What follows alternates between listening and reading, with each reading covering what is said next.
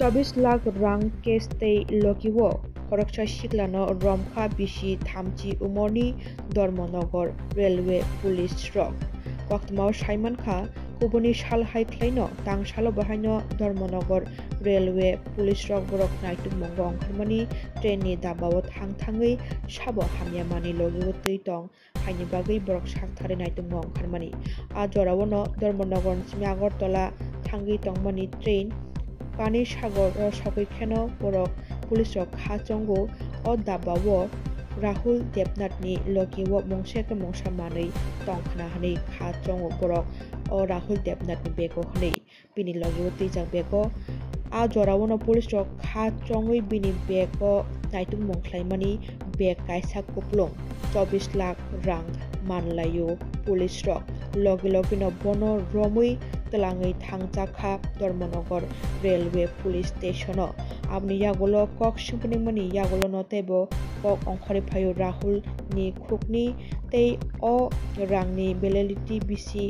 गरै हायनि बागैनो ओ रांनो deposit ख्लायजाकनै tax अफिसो हनै सायखानारिका GRPS थानानि police रक সে আমরা সকালে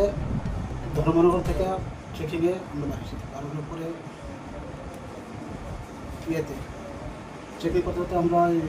পানিসাগর যাওয়ার পরে ট্রেনের মধ্যে পানিসাগর যাওয়ার পরে ওকে একটু সন্দেহ হলো ওকে জিজ্ঞাসা করলাম ব্যাগের মধ্যে কী তো ও একটু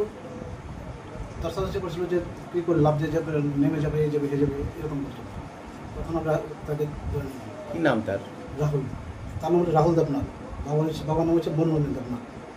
বাড়ি সে নয়াপাড়া ধর্মনগর তো নামার পর সে বলছে টাকা আছে আমাদের কাছে বলেছে টাকা আছে তো তাকে আমি নামালাম নামাই সে এখন তারপর আমরা গিয়ে দিলাম দেখলাম যে টাকা আছে আমরা টাকার হাত দিয়ে ওকে নিয়ে আমরা থানাতে চলে আসলাম থানাতে চলে আসার পরে আমাদের বড় বড় আছে ওর কাছে বললাম হ্যান্ডওভার করলাম করার পরে তখন আমরা স্টেট ব্যাংকে আমরা একটা অ্যাপ্লিকেশন দিয়েছি ওদেরকে বললাম যে আমাদের এখানে আসো আমাদের টাকাগুলো গণা দেওয়ার জন্য ওরা মেশিন টেশিন সমস্ত কিছু নিয়ে আসলো ওরা দেখলাম টাকাগুলো গণা দিয়ে এখানে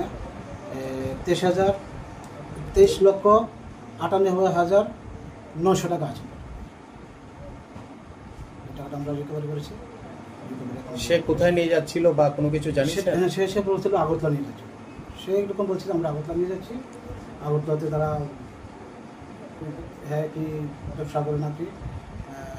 ইয়ের দোকান আছে তার স্বর্ণকার সে বলছে তাকে নাকি স্বর্ণকারের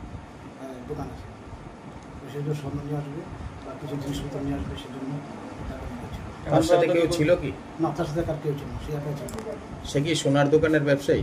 সে বলছে যে সোনার দোকানের ব্যবসায়ী কিন্তু সেই ব্যবসায়ী না কিন্তু তার দোকান আছে একটা জুয়েলারি একটা দোকান আছে কোথায় ধর্মনগরে একটা জুয়েলারি দোকান আছে টাকাগুলো কি কোনো বৈধতা পাওয়া গেছে না এখন তো টাকার কোনো কিছু পাওয়া যায়নি এখন বৈধতা হচ্ছে আমরা ওটাকে ট্যাক্স অফিসে আমরা জমা দেবো ওদেরকে আমরা চিঠি লিখেছি ওরা নিয়ে যাবে ওরা বাকিটা দেবে